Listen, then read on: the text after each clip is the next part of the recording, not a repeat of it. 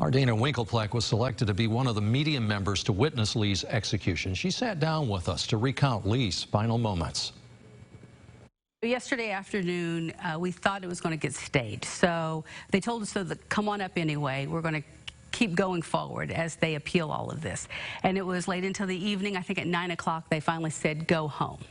And then at 2 this morning, I got a text and then a phone call, come back. We are going to have the execution at 4 a.m. We went into the execution chamber. So there's a chamber within the execution chamber, a room. It's kind of the size of maybe a master bedroom, and that's where all of the media sits. And there's 2 big windows right here, but the drapes are down, or the blinds.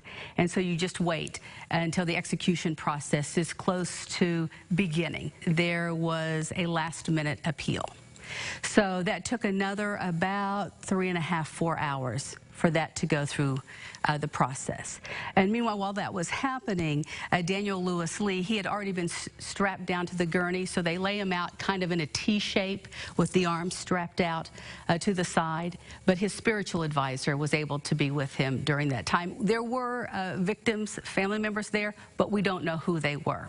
So I do not know if it's those folks that had been fighting it in the past. But also we do know that the inmate also had some family members there, as well as their spiritual advisor. And then at about 7:45 this morning, they said we were ready, and those blinds raised, and you saw Mr. Lewis lying there. And they asked him if he had any final words, and he said that he did have some final words. And the end of the gurney faced those windows where the media could see.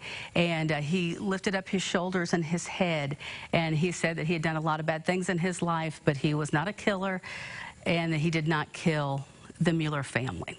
And his final words were to that effect, that you were putting an innocent man to death. I watched Mr. Lee pass away. He just seemed to pass away peacefully.